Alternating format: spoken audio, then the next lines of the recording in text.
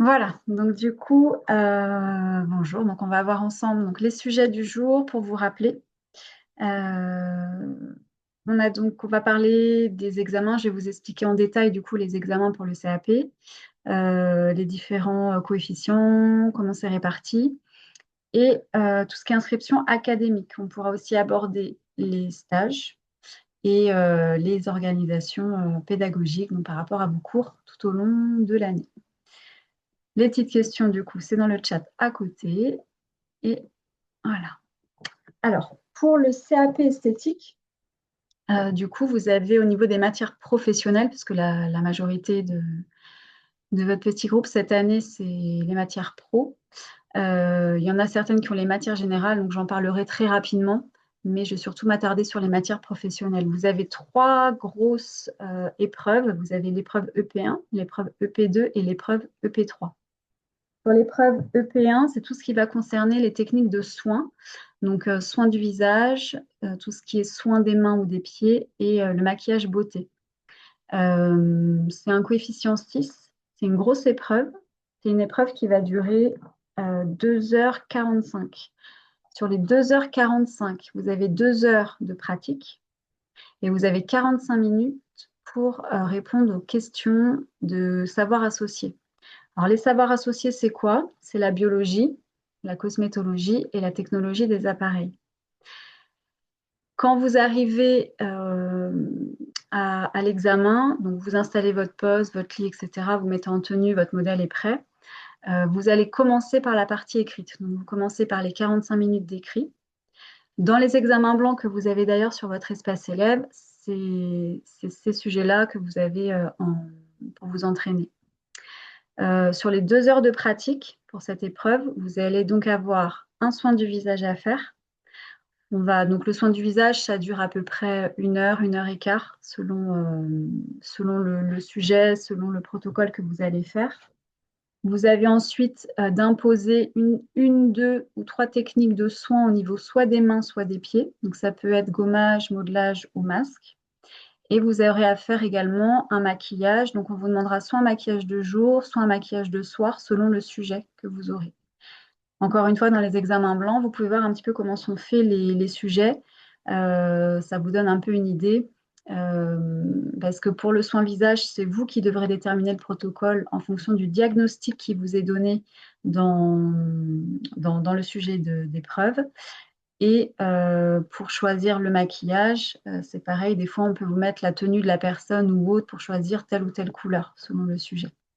Donc c'est vraiment à vous de bien lire le sujet pour bien répondre aux attentes du jury et ne pas faire de hors-sujet justement.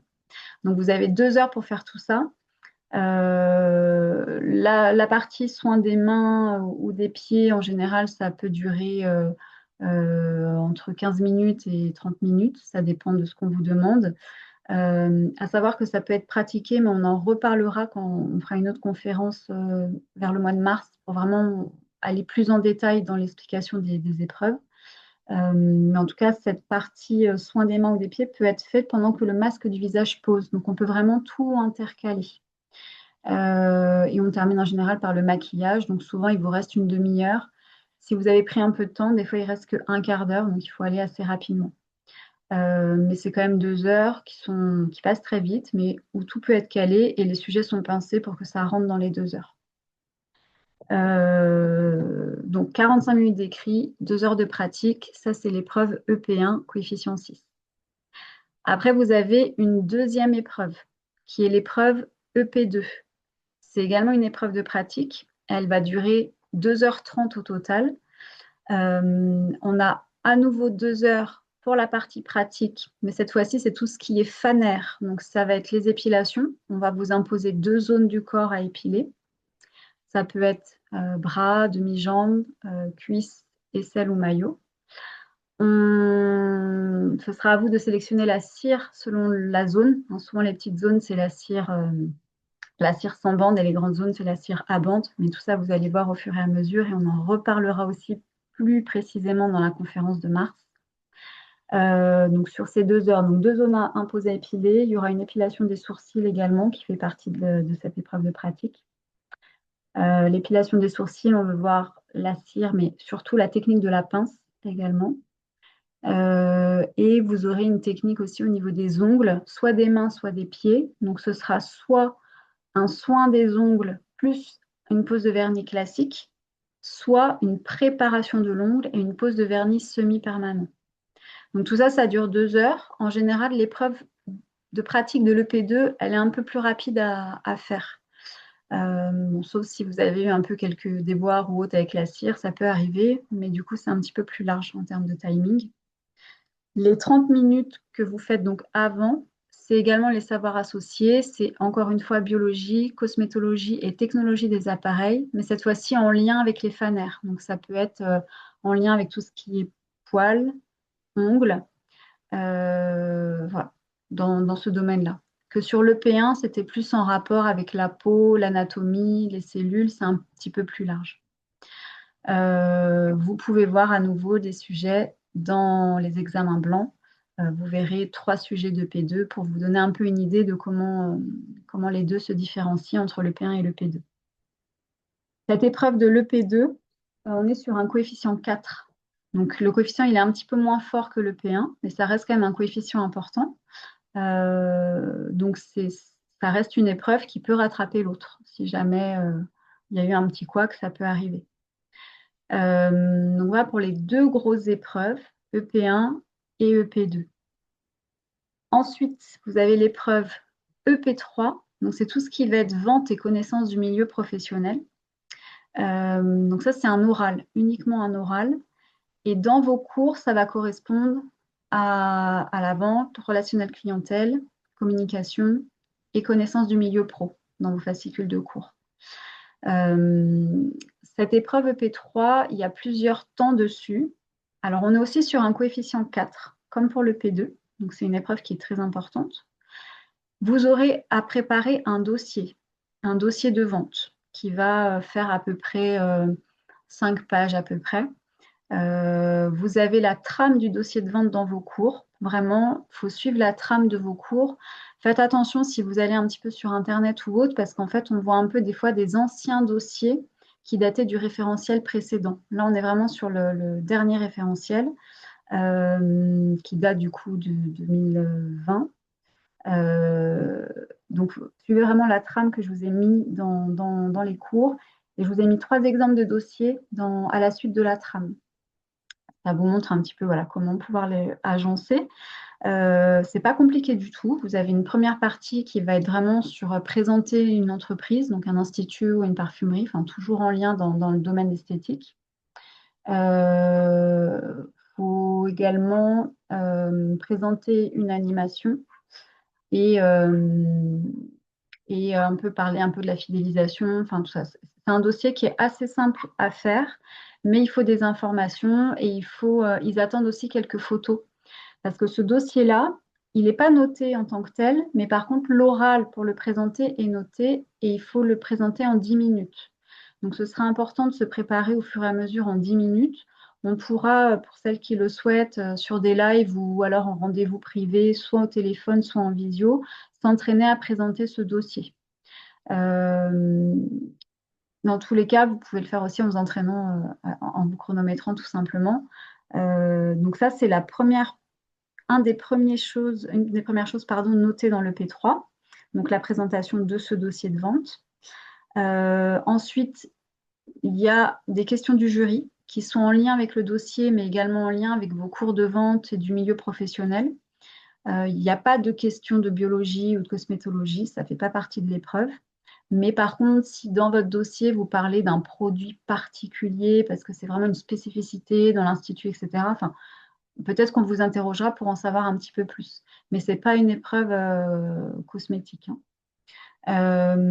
Donc ça, dans le P3, donc présentation du dossier 10 minutes. Question des jurys, ça fait à peu près 10 minutes aussi. Et vous avez ensuite un sketch de vente à faire.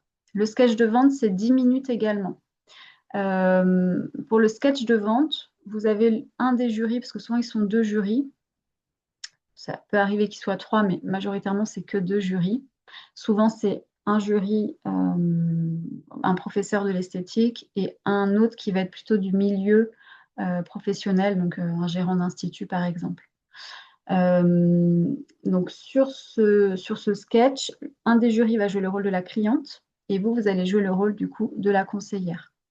Euh, on va vous donner un thème. Donc il y a 4 thèmes possibles. Ça peut être thème parfumerie, thème cosmétique, donc soins, thème maquillage ou thème prestation de service. Dans tous les cas, le déroulé va être à peu près similaire. Dans votre fascicule de vente, à la partie 3, vous avez tout ce qui concerne l'entretien de vente avec toutes les étapes du sketch. Donc, il y a vraiment voilà, la phase d'accueil, la recherche des besoins, la reformulation, tout ce qui va être présentation des produits, donc l'argumentaire, répondre aux objections, on doit vous faire au moins une objection. Vous aurez également tout ce qui va être action de fidélisation, donc proposer une carte de fidélité, le paiement, aller jusqu'au bout de l'encaissement. Il y a une petite prise de rendez-vous aussi, et ensuite on accompagne. Donc tout ça, c'est 10 minutes, ça passe très très vite, mais il faut vraiment avoir une recherche des besoins qui est bien ficelée. On pourra aussi le voir plus en détail au fur et à mesure, parce que là, on est encore un petit peu au début du cursus. Mais voilà, pas hésiter aussi à s'entraîner. On peut aussi s'entraîner ensemble en visio, euh, en live ou en privé. Euh, donc du coup, l'oral, il fait vraisemblablement 30 minutes. Mais avec le nouveau référentiel, on en a prévu 40 parce qu'on considère qu'il y a un petit temps préparatoire qu'on peut vous laisser. Mais avant, il n'y en avait pas. Donc très clairement, il n'y a pas vraiment de temps préparatoire finalement sur cette épreuve parce que vous êtes déjà préparé en amont. Votre dossier, vous le connaissez. Le sketch de vente, on vous donne le thème et on peut vous laisser 5 minutes de réflexion pour trouver vos questions. Mais c'est sensiblement souvent les mêmes. Voilà, donc ça va assez vite. Donc, 3 épreuves professionnelles, EP1, COEF 6, EP2, COEF 4 et EP3, COEF 4. Donc, 2 épreuves qui vont être pratiques et écrites et le P3 qui n'est que de l'oral. Dans votre cours, pour le P3, vous êtes entraîné sur des contrôles écrits, mais c'est vraiment pour voir un peu les notions. Parce qu'il y a des questions sur la communication, enfin voilà, vous avez plein de choses. Dans les examens blancs, je vous ai mis toute une liste de questions, un peu des questions types que le jury peut vous poser. Ça peut être sur les facteurs d'ambiance, ça peut être sur la com, ça peut être sur comment déterminer le prix de vente d'une prestation ou d'un produit. Enfin, voilà, tout ce qui a lieu au milieu pro et à la vente. Vous avez plusieurs questions et je vous ai mis dans les corrigés les réponses à ces questions. Donc, dans un premier temps, n'allez pas tout de suite voir le corrigé, mais regardez vraiment les questions et essayez d'y répondre. On peut vous poser des questions aussi du genre qu'est-ce qu'une SARL, donc société à responsabilité limitée. Enfin, voilà, il y a des questions un petit peu aussi comme ça, un petit peu plus administratives ou un petit peu plus juridiques. Euh, il y a des questions aussi qui peuvent porter sur les UV. Pour les UV, je vous conseille de lire le 3e fascicule en biologie qui est vraiment uniquement ciblé sur l'UV. Ce 3e fascicule dans vos cours en bio, c'est l'équivalent de la formation de 8 heures qu'on faisait avant pour les UV pour les personnes extérieures. Donc c'est un fascicule qui est très complet et qui vient compléter ce que vous avez déjà en bio et en cosméto sur les fascicules, le fascicule 2 pour la bio et le gros fascicule de cosméto. Mais du coup, avant la vente, vous pouvez lire également ce petit fascicule-là. Euh, quoi d'autre sur les épreuves pro? Donc, il n'y a que 3 épreuves professionnelles. Euh, selon le niveau d'études ou le diplôme que les candidats ont, vous pouvez avoir aussi la PSE à passer, qui est prévention santé environnement. Les personnes qui ont déjà un CAP ou un autre BEP n'ont pas à le repasser. Mais si vous n'avez pas de CAP ou de BEP, normalement, vous devez passer cette épreuve. Elle va se mettre quand vous allez faire les inscriptions académiques. C'est une épreuve, c'est un coefficient 1. Ça compte dans les matières générales, par contre. C'est que de l'étude de documents, un petit peu sur la généralité quotidienne. Enfin, c'est assez simple, mais il faut déjà avoir lu le fascicule au moins une fois et il y a des choses que vous connaissez déjà. Du coup, en général, il y a quand même des bons résultats sur la PSE. On peut facilement avoir entre 15 et 20 en termes de points. Une autre épreuve qu'on peut avoir également, c'est la langue vivante. Souvent, c'est l'anglais, sauf si vous choisissez une autre langue vivante lors de l'inscription. Selon le niveau d'études, il y a des personnes qui sont exemptées de cette langue vivante. Mais voilà, vous verrez quand vous ferez l'inscription académique, parce que finalement, il y en a beaucoup qui l'ont quand même. Et selon les académies, ils n'ont pas toujours le même critère. C'est pas toujours très clair, en fait. J'ai même eu, il y a 2 ans ou 3 ans, j'avais 2 élèves qui avaient le même niveau d'études. Elles avaient toutes les deux un BTS. Il y en a une qui a eu l'anglais et pas l'autre. Donc, on n'a pas trop compris, mais bon, voilà, ça s'est fait comme ça au niveau de l'inscription. L'anglais, c'est un coefficient 1 aussi. Il y a une partie orale, une petite partie écrite. Donc, dans tous les cas, pour tout le monde, j'ai débloqué l'anglais. Et la PSE est débloquée aussi pour tout le monde au niveau des cours. Euh, Vous avez ensuite les arts appliqués. Alors, les arts appliqués, je les ai débloqués aussi au niveau des cours parce que vous pouvez le choisir en option. Alors, c'est une épreuve facultative. Ça peut ramener des points pour augmenter votre moyenne finale, mais ça ne va pas du tout rattraper les matières professionnelles parce qu'elles comptent que dans le général. Donc, si on ne veut pas s'embêter, ce n'est pas forcément utile de prendre cette option. Par contre, les personnes qui vont avoir toutes les matières générales, français, maths, etc., ça peut être intéressant de la prendre parce que ça peut vraiment ramener des points. Donc voilà, ça c'est les arts appliqués.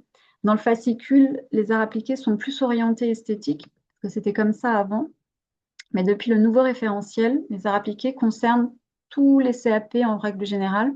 Du coup, vous pouvez avoir des sujets qui ne sont pas forcément sur du maquillage ou des choses en lien avec la cosmétique. Il y a une année, par exemple, c'était fallait dessiner une tablette de chocolat et en faire la promotion. Donc ça n'avait rien à voir, mais voilà. Après, on n'est pas dans du grand art. Il y a une petite étude sur un document aussi, mais voilà, ça, c'est pas une épreuve qui est trop compliquée et donc avec les matières générales, c'est intéressant de le faire. Euh, Très rapidement, pour les personnes qui auraient les matières générales à passer, donc tout ce qui est français, histoire, géo, on est sur un coefficient 3. Il y a à la fois de l'écrit et de l'oral, avec voilà, des études de documents également, des rédactions. Et tout ce qui est mathématiques et physique-chimie, on est sur un coefficient 2, euh, avec c'est des listes de questions qui se suivent. Euh, pour valider le CAP, il faut avoir euh, au minimum 10 de moyenne sur la totalité, bien entendu, de vos épreuves. Mais ça va un peu plus loin, c'est-à-dire qu'il faut également avoir un minimum de 10 sur la totalité de vos épreuves professionnelles. C'est déjà arrivé qu'une élève, elle ait plus de 10 sur la totalité de ses épreuves, mais elle n'a pas validé son CAP parce qu'en fait, sur les épreuves professionnelles, elle était à 9 et quelques. Et par contre, dans les matières générales, elle avait beaucoup plus. Donc, ça lui avait monté sa moyenne au total. Mais son CAP n'a pas été validé parce que sur les épreuves EP1, EP2, EP3, elle n'était pas à 10 minimum sur les trois réunis. Si vous avez, admettons, je ne sais pas, l'épreuve EP2, vous avez 8, par exemple, sur 20, et l'épreuve EP1, vous avez 12 sur 20, bah, l'épreuve EP1, elle vous sauve votre épreuve EP2. Donc, vous pouvez monter votre moyenne minimum à 10. Dans les matières professionnelles, elles peuvent se sauver les unes les autres. Mais les matières générales ne sauvent pas les matières professionnelles. Voilà. Est-ce que ça, c'est clair? S'il y a des questions pour préciser ou si c'est bon. OK. Donc voilà un petit peu pour les épreuves. Au fur et à mesure de l'année, quand on fait des lives ou sur des rendez-vous privés, je pourrais vous amener des explications un petit peu plus au cas par cas. Mais encore une fois, je referai une conférence au mois de mars pour parler un peu plus précisément des sujets d'examen, parce que vous aurez un petit peu plus avancé dans le cursus, ce sera plus simple aussi. On pourra parler un petit peu plus en détail des appareils, de comment s'organiser le jour J pour la pratique. On pourra voir les critères de vos modèles, etc. On pourra voir ça un petit peu plus en détail. Là, je peux en parler très rapidement pour les modèles.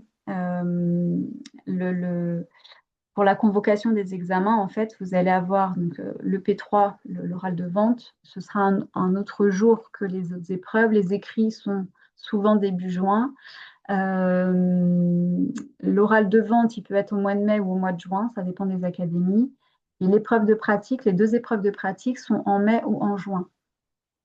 Souvent, elles tombent le même jour. On a souvent le P2 le matin et le P1 l'après-midi.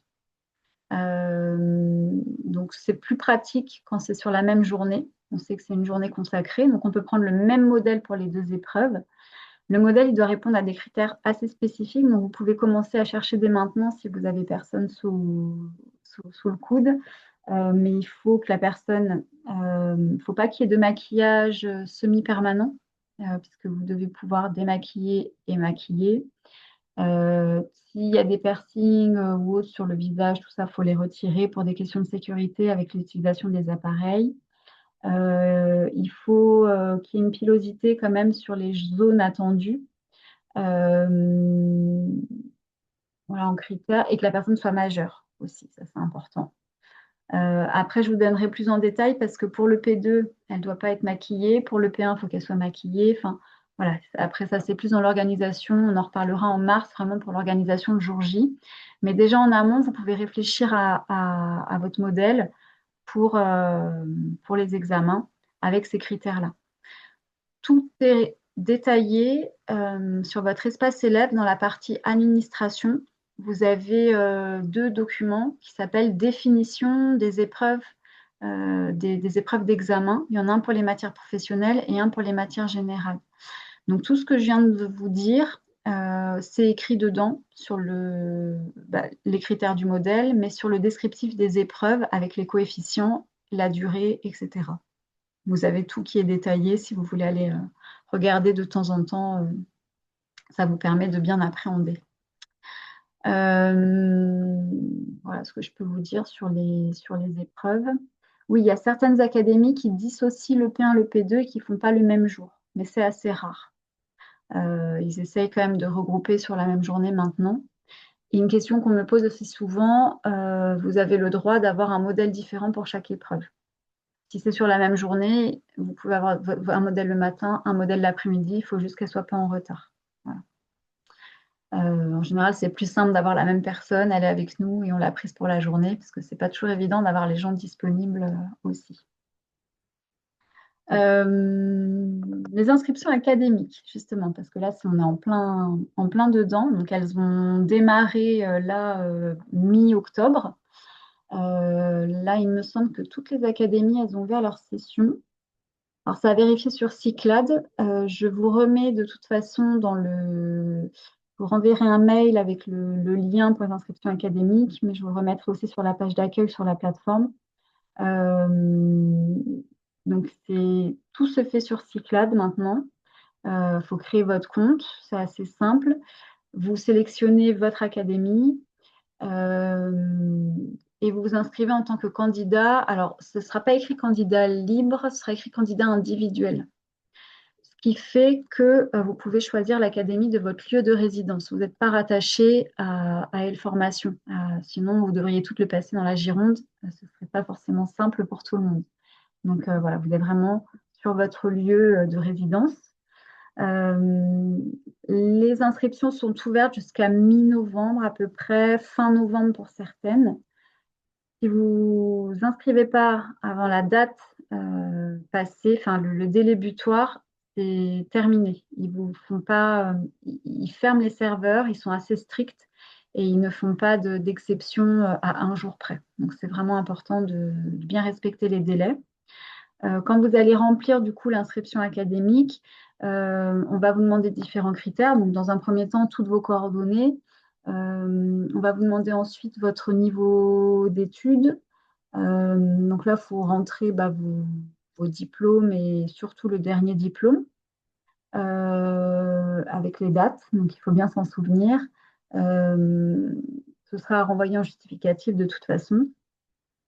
Ensuite, on va vous demander, alors il y a différents petits critères. Si vous avez une langue vivante qui va apparaître, il faudra choisir si c'est l'anglais ou si vous voulez prendre une autre langue. Moi, dans les cours, c'est l'anglais. qui est débloqué, mais des fois, j'ai des personnes qui ont pris l'espagnol, l'allemand ou même l'arabe, ça arrive aussi. Voilà, chacune prend un peu la langue dans laquelle elle est la plus à l'aise. Euh, le- les arts appliqués, c'est pareil, on va vous demander si vous voulez les prendre en option ou pas. Euh, Ensuite, on va vous demander en critères. Alors, avant, vous demandez si vous vouliez passer en forme de passage global ou progressive, mais ils ont supprimé la progressive. Donc, c'est du global, ce qui veut dire qu'en fait, vous passez toutes les épreuves sur la même année. Euh, En progressif, on pouvait choisir de passer telle épreuve et de laisser le reste plus tard. Mais normalement, ça a été supprimé cette année. Euh, Ensuite, vous allez avoir un petit récap, donc il faudra bien tout vérifier. Et c'est là où vous allez voir les épreuves auxquelles vous êtes inscrite. Ça va apparaître ici. Vous validez. Vous allez avoir un numéro temporaire de création de dossier que vous gardez bien. Et ensuite, vous allez recevoir normalement par mail la confirmation de votre préinscription, parce que c'est une préinscription. Et ça va vous demander, soit dans le mail, vous aurez un détail de ce qu'il faut faire, soit ça vous redirigera de retourner sur Cyclade où vous aurez un message. Et en fait, il y a normalement un document à imprimer, à signer et à retourner par courrier à votre académie pour finaliser votre inscription. Et c'est là qu'on peut vous demander des justificatifs.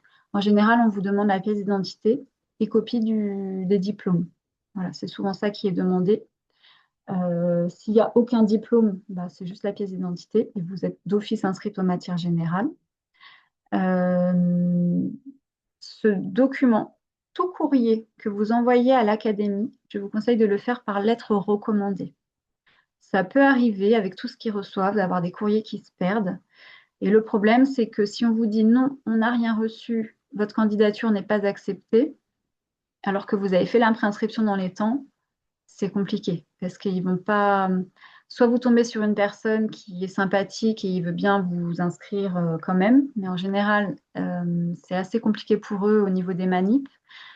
Alors que si vous justifiez que vous avez bien envoyé votre recommandé en gardant une photocopie, bien entendu, de ce que vous envoyez, gardez des traces de tout dès que vous envoyez quelque chose à l'académie, bah, on ne peut pas vous dire non, puisque là, vous avez la preuve d'envoi et c'est un défaut soit eux de réception, soit de courrier. Mais normalement, vous avez réception, donc c'est plus un défaut après dans leurs locaux.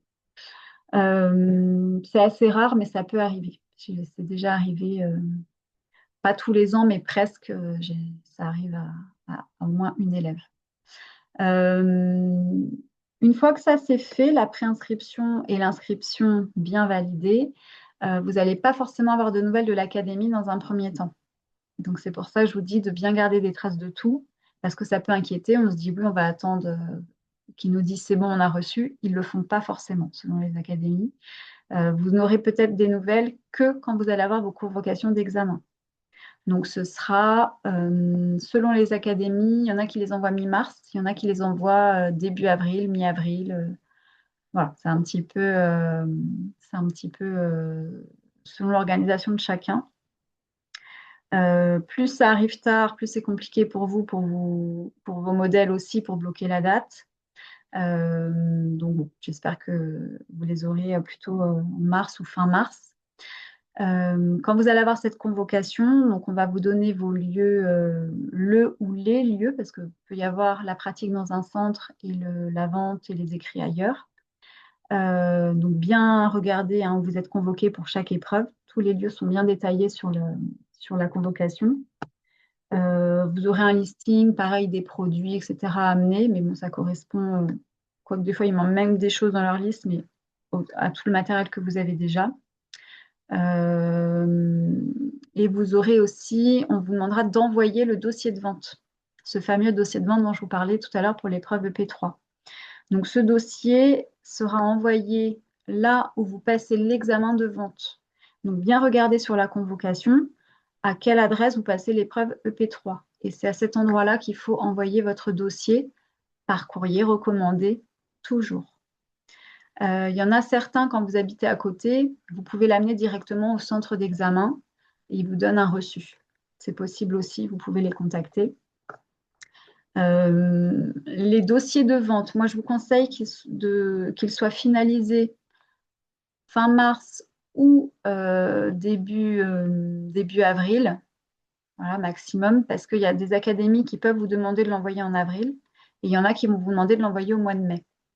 Donc c'est vraiment aléatoire selon les académies. Donc soyez, dans la mesure du possible, prête pour la fin mars avec ce dossier. Vous pouvez, moi, me les envoyer par courrier, même s'ils ne sont pas par courrier, pardon, non, par mail. Vous m'envoyez votre fichier par mail, même si ce n'est pas fini, quand c'est en cours de construction, il ne faut pas hésiter, même si c'est encore brouillon, pour voir si vous partez dans la bonne direction, si ça va, etc. C'est un dossier, quand vous allez l'envoyer à l'académie, il faudra qu'il soit imprimé, couleur et relié. Si possible, des reliures en spirale. Tout ça, c'est décrit dans la trame par rapport à ce qu'il faut mettre sur la page d'en-tête, parce qu'il faudra avoir votre nom, votre prénom, votre numéro de candidat et l'intitulé de l'épreuve et l'année. C'est important. Dans la trame du dossier de vente, on est indiqué aussi en quelle taille il faut écrire, etc. Donc vraiment, tout est mis. Et on n'est pas sur du recto verso, c'est que du recto. Il peut y avoir des annexes. Enfin, tout ça, vous le verrez. Donc voilà, en tout cas pour les examens. Donc inscription académique à l'automne, on est en plein dedans. Donc là, vous pouvez commencer. Si les personnes, s'il y en a qui ont un petit peu de mal pour s'inscrire, on peut le faire ensemble par téléphone, il n'y a pas de souci. Si vous avez peur de faire des bêtises, ou vous m'envoyez même sinon une petite capture d'écran et je vous réponds par message. Mars-avril, les convocations d'examen et les épreuves, du coup, sont en mai et juin. Fin juin, tout est terminé. Vous aurez vos résultats début juillet. Souvent, c'est là autour du 7-8 juillet. C'est souvent ces dates-là, hein, selon si c'est en week-end ou pas.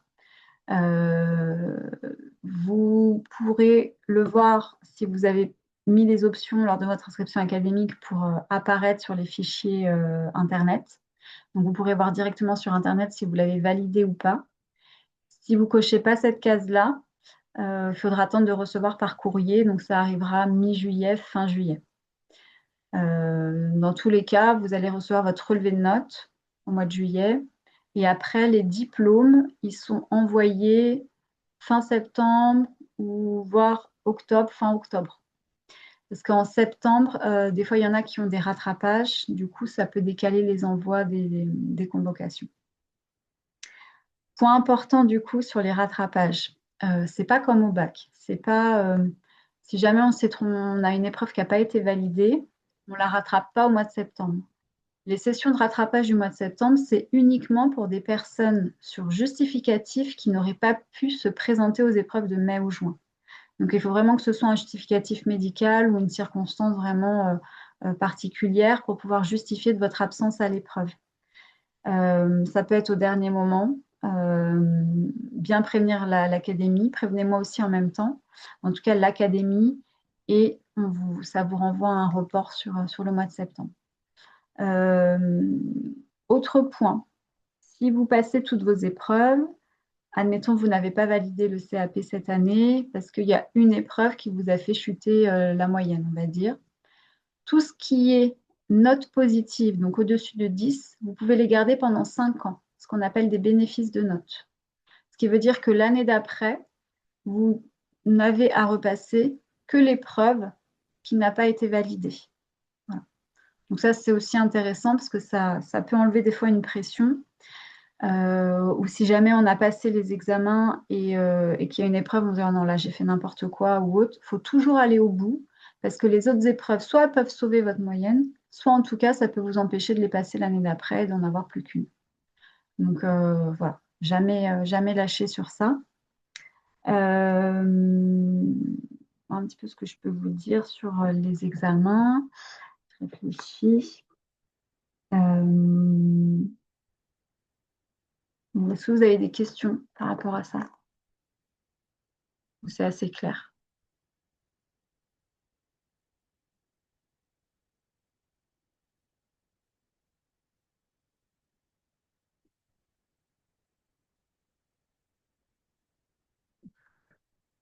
Alors,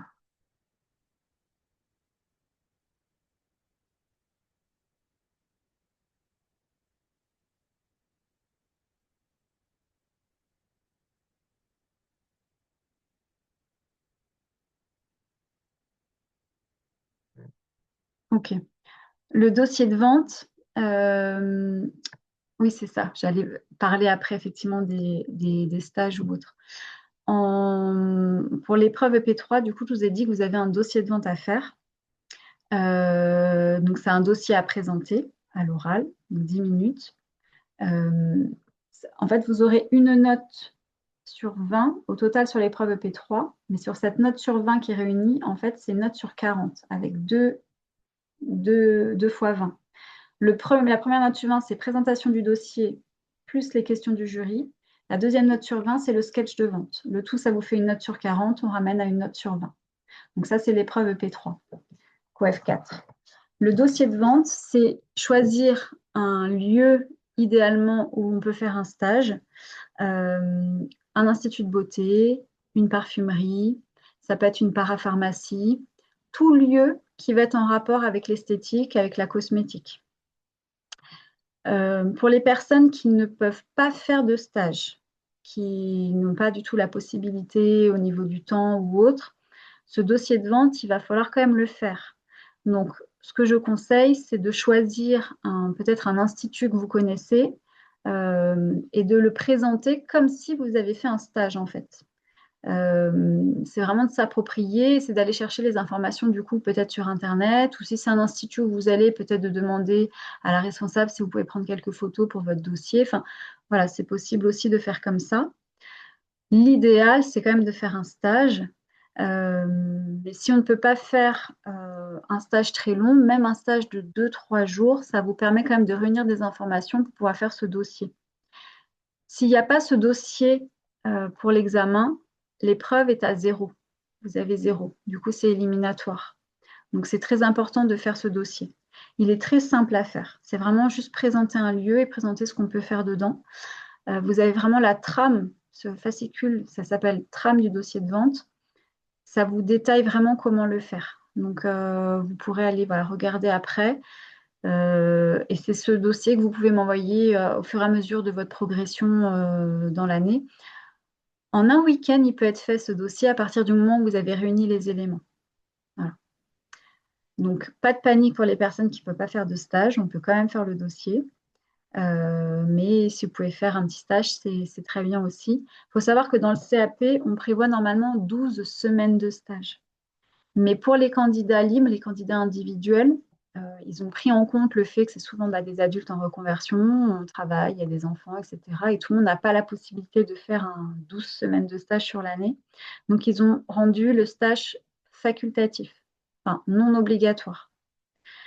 Mais ça ne veut pas dire qu'il ne faut pas en faire. C'est quand même bien d'en faire, mais en tout cas, si jamais vous ne pouvez pas justifier de ces 12 semaines de stage, vous pouvez quand même valider votre examen.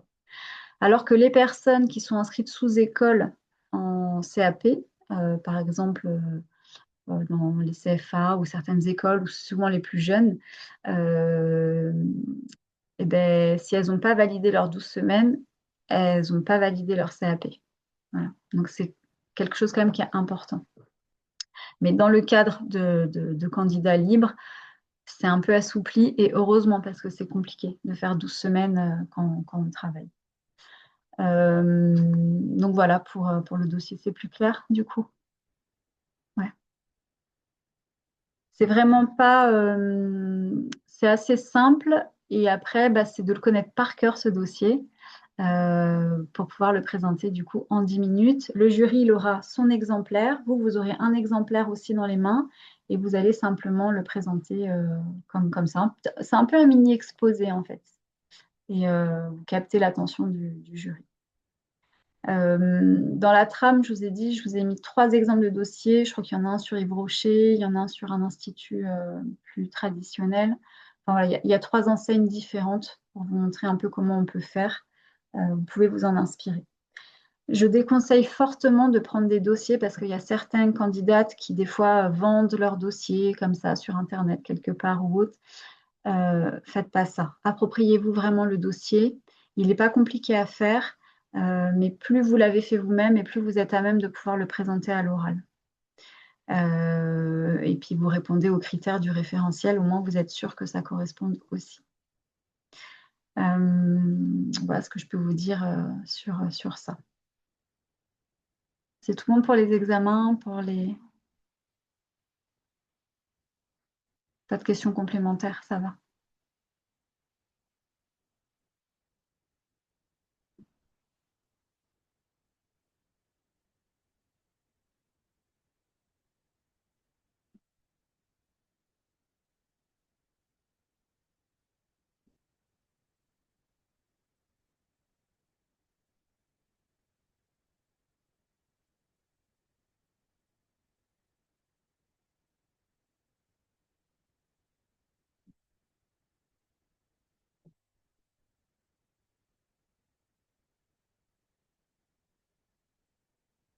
Oui, oui, oui. La trame du dossier, elle est dans les cours, dans la partie vente.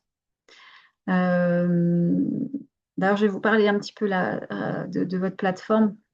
Donc, sur votre espace élève, hein, vous avez vu, vous avez la page d'accueil où je vous mets les dernières nouvelles et les liens pour les lives et les conférences.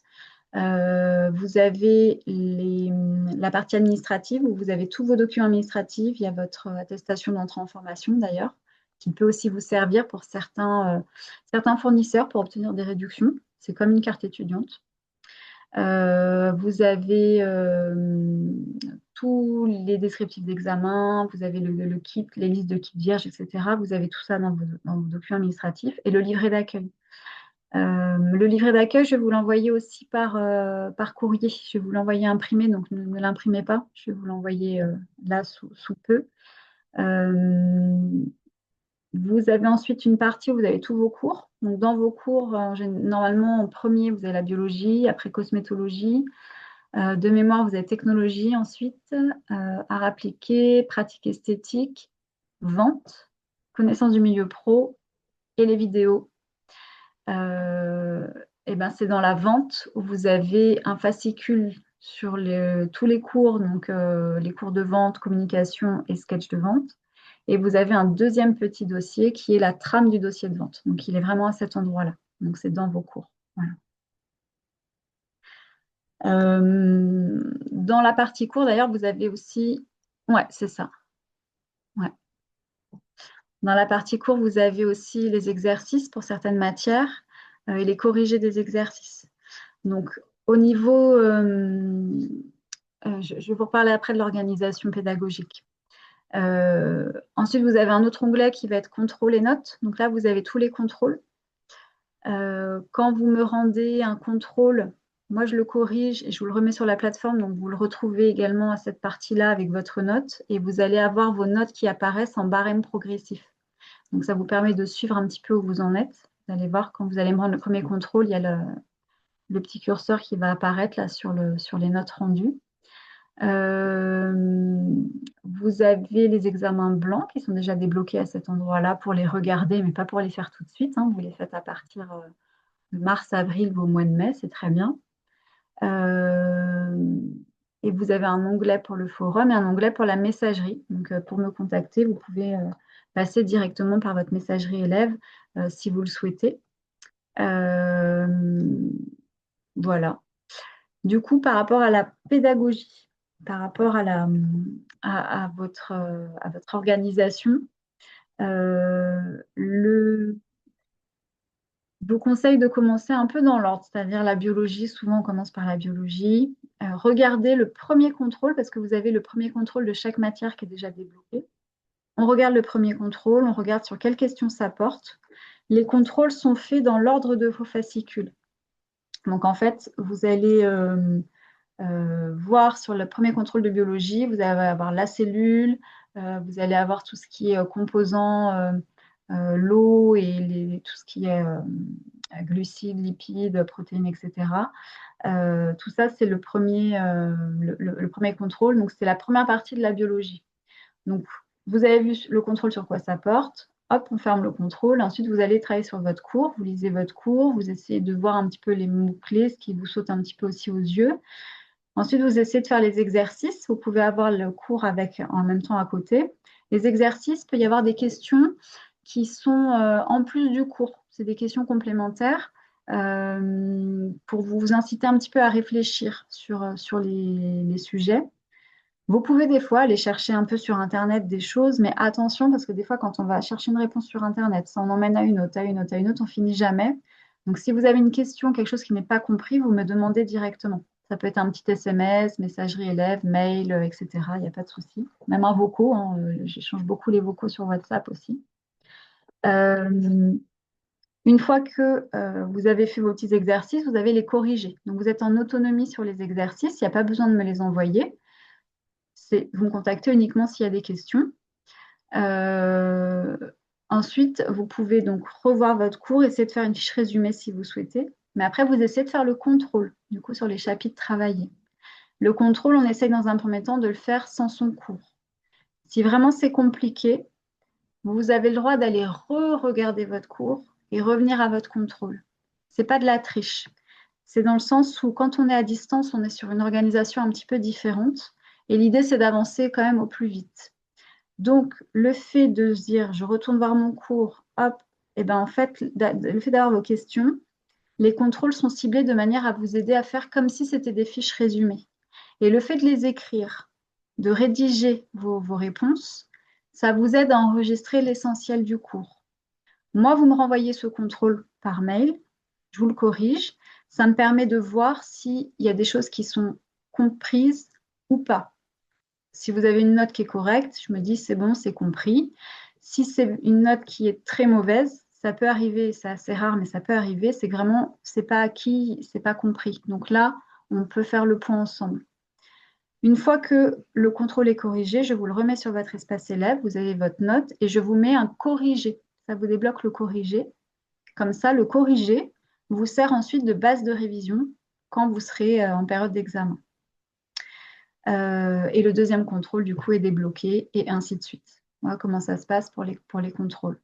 Quand vous avez fait un contrôle d'une première matière, je vous conseille de ne pas attendre le contrôle suivant, mais d'aller faire une autre matière, celle que vous voulez. Ça peut être la cosméto, ou alors ça peut être de faire de la vente, ça peut être le milieu professionnel aussi, parce que c'est des gros dossiers à remplir. La PSE si vous avez la PSE, enfin voilà, un petit peu au niveau des matières. Souvent, celles qui sont les plus longues à travailler, c'est la biologie et la cosmétologie, c'est là où il y a le plus de vocabulaire un petit peu nouveau. La pratique esthétique, vous la démarrez quand vous voulez dans l'année. Vous pouvez déjà regarder en amont la théorie. Et avec les vidéos, ça vous aide à comprendre la théorie et ensuite à faire aussi votre pratique.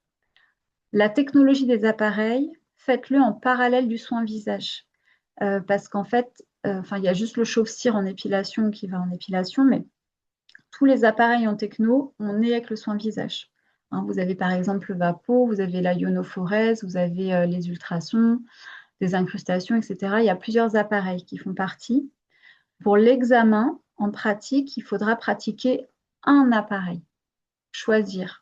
Et vous allez voir dans vos cours que selon les appareils choisis, ça va correspondre à tel type de peau, tel type de peau. Donc tout ça, on en reparlera dans la conférence de mars parce que vous aurez déjà bien avancé. Là, c'est un peu tout frais. Mais en tout cas, la technologie des appareils, vous avez les vidéos aussi qui vont avec. Étudier la techno en parallèle du soin du visage au niveau de la pratique. Dans un premier temps, concentrez-vous déjà sur la biologie, la cosmétologie, la vente, connaissance du milieu professionnel.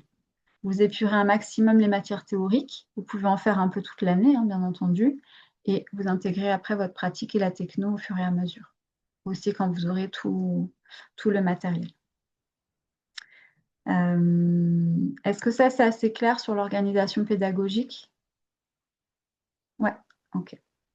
De toute façon, c'est aussi au cas par cas. Donc, s'il y a un moment, ça coince ou votre vie change, voilà, un programme, un planning, il y a des choses qui viennent un peu s'intercaler et vous n'arrivez plus trop à suivre, il ne faut pas rester dans votre coin. Vous me contactez et on fait le point ensemble. L'idée, c'est vraiment que vous ayez la pédagogie adaptée à vous. À distance, vous travaillez toute seule, mais vous n'êtes pas seule. D'accord? Il y a toujours je réponds présente dès que vous me sollicitez. Moi, je ne suis pas derrière les élèves à vous mettre une pression, dépêchez-vous de rendre ça, ça ou ça, parce que vous êtes adulte et que vous avez plein de choses aussi dans votre vie et que la pression, vous en mettez souvent assez vous-même. Par contre, voilà, je réponds présente dès que vous avez besoin. Même si ça peut être des fois juste une baisse de motivation ou autre, ça peut arriver. Là, les périodes des fêtes, souvent, qui vont arriver en décembre, c'est des périodes très chargées d'un point de vue personnel. Donc, c'est souvent des périodes où on a un peu une baisse de rythme. C'est normal. Souvent, ça repart après en janvier. Mais si on a du mal à repartir, eh ben, on fait le point ensemble. Hein. Les lives servent aussi à ça, mais les rendez-vous privés, c'est illimité. Donc, il ne faut surtout pas hésiter à me contacter. Euh, Quoi vous dire d'autre? Organisation, ouais, les stages, on a parlé un petit peu de tout. Le matériel, pour faire un point très rapide, hein, du coup, sur la question du matériel. Vous avez donc reçu des devis de 2 fournisseurs différents, SLA et PBI. Il y a BuyEPL aussi pour tout ce qui est vêtements. Vous n'avez aucune obligation d'achat auprès de ces fournisseurs. Moi, c'est des devis que je refais faire chaque année pour les élèves. C'est des tarifs intéressants. Mais vous pouvez aussi tout à fait contacter ces fournisseurs. S'il y a des choses dans les devis que vous avez déjà, vous pouvez faire modifier les devis. Alors, vous n'aurez peut-être pas les mêmes prix, les mêmes réductions, mais ça vous donne une possibilité de ne pas prendre tout le kit si vous n'avez pas besoin de tout, s'il y a du matériel qu'on a déjà. Vous pouvez aussi choisir d'autres fournisseurs. Si vous hésitez entre, je sais pas, une marque ou une autre, vous pouvez m'envoyer ce que vous trouvez. Je vous dirai si c'est bien ou pas. Faut pas hésiter non plus à m'envoyer vos trouvailles. Dans les devis fournisseurs ne sont pas inclus les kits épilation parce qu'à l'examen, c'est mis à disposition, mais je vous conseille d'acheter quand même à part un petit kit épilation pour vous entraîner. Donc, c'est un petit chauffe-cire avec les 2 cires différentes. PBI, ils ont un kit qui est très bien d'ailleurs. C'est celui qu'on utilise beaucoup en école, mais vous en avez d'autres sur Internet. Euh, une table de massage, ça reste aussi intéressant à avoir, hein, bien entendu, pour vous entraîner au mieux. Parce que, bon, il y en a qui font des fois sur le lit ou sur le canapé, mais pour vous mettre vraiment en condition examen, c'est quand même mieux d'avoir une petite table. Vous arrivez à en trouver des fois sur le Bon Coin ou Vinted, ou enfin voilà, des tarifs qui sont quand même intéressants. D'ailleurs, il y a même des anciennes élèves qui revendent des fois leurs kits sur Le Bon Coin, sur Vinted, sur des sites comme ça ou sur certains forums, des groupes sur Internet. Faut pas hésiter à farfouiller un petit peu parce que des fois, vous avez du matériel quasi neuf pour 4 fois moins cher que le prix d'origine. Donc, ça peut être intéressant. Là, pareil, si vous trouvez un kit d'occasion, vous n'êtes pas trop sûr, vous pouvez m'envoyer le lien et je vous dirai si ça vaut le coup ou pas. Euh, Quitte à racheter les produits, parce que PBI ou SLA vendent aussi les produits à part. Parce que dans le kit, c'est des produits en petite quantité. Donc pour vous entraîner toute l'année, ça ne va pas suffire. C'est vraiment les kits pour les examens. Euh, du coup, vous pouvez prendre des produits en plus grande quantité ou vous entraîner avec des produits, par exemple un lait démaquillant si vous en avez à la maison. Pas besoin forcément de prendre celui de votre kit pour vous entraîner toute l'année. Mais il faut que vous ayez au moins touché au moins une fois les produits de ceux que vous allez avoir à l'examen. À l'examen, vous devez avoir tout votre matériel. Tout n'est mis à disposition, tous vos produits, tout votre linge n'est mis à disposition que bien sûr le lit, le drap d'examen, ce qu'on met pour protéger pour les épilations par exemple, ça c'est mis à disposition. Les appareils sont mis à disposition. Dans le kit, le seul appareil que vous avez, c'est la lampe LED ou la lampe UV pour le semi-permanent. C'est le seul petit appareil que vous avez. Tous les autres, c'est à dispo. Euh, voilà. Le solvant pour les appareils est mis à dispo. Mais après, tout le reste, c'est à vous de tout amener. Le linge, les consommables, les produits, tout votre matériel. C'est vraiment à vous. Et bien entendu, propre, nettoyé, désinfecté, etc. Bien montrer que les règles d'hygiène et de sécurité sont respectées.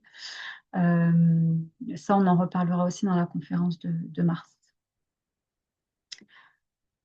Voilà ce que je peux vous dire sur les points. dernier point dans le sujet, c'était le fameux le forum. Vous avez un forum élève sur votre espace élève, du coup. Vous pouvez l'utiliser pour communiquer entre vous, même si depuis quelques années maintenant, la plupart communiquent sur des groupes extérieurs, sur Facebook ou autre, c'est bien aussi, mais n'hésitez pas à passer par là. Si vous voulez être en relation avec des personnes de votre région, vous pouvez éventuellement passer par moi. Je vous dirai si s'il y a des élèves qui sont en même temps que vous dans votre région. Ça peut être intéressant des fois pour des rencontres. Mais là, cette année, vous êtes un petit effectif et j'ai pas tellement de personnes sur les mêmes régions. Vous êtes un peu pas mal dispatchés en fait. Mais bon. C'est ce qui fait qu'il y en a qui vont chercher aussi des fois des groupes sur Facebook. Ça peut localiser plus facilement des fois. Euh, voilà ce que je peux vous dire déjà sur ça. Est-ce que vous avez des questions particulières ou tout est bon, tout est répondu?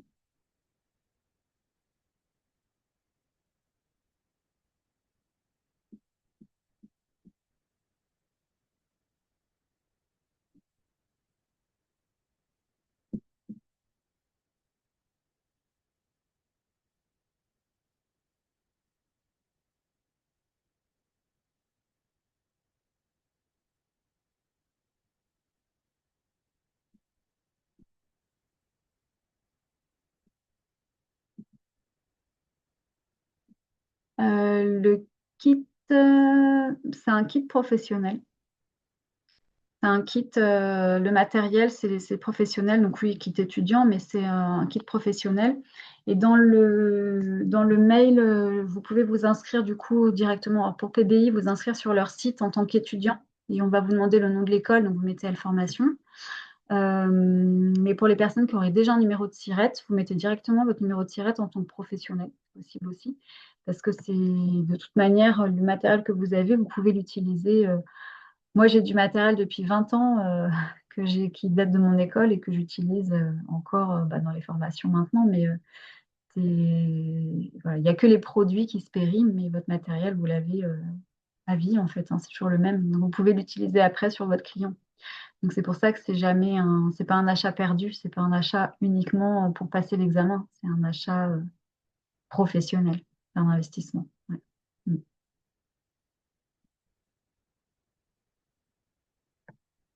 Voilà. C'est tout bon pour vous? Super. Bon, bah écoutez, on va couper là. Moi, j'ai tout dit. Si vous avez de toute manière des questions par la suite, bah, vous n'hésitez pas.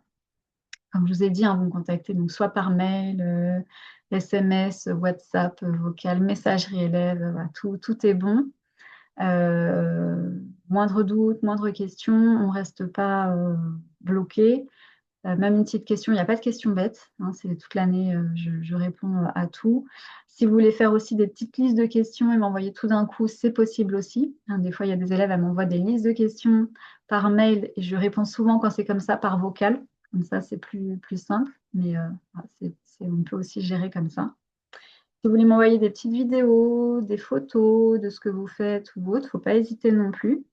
Euh, voilà. Retenez bien que vous êtes seul chez vous, mais vous n'êtes pas toute seule vraiment. D'accord?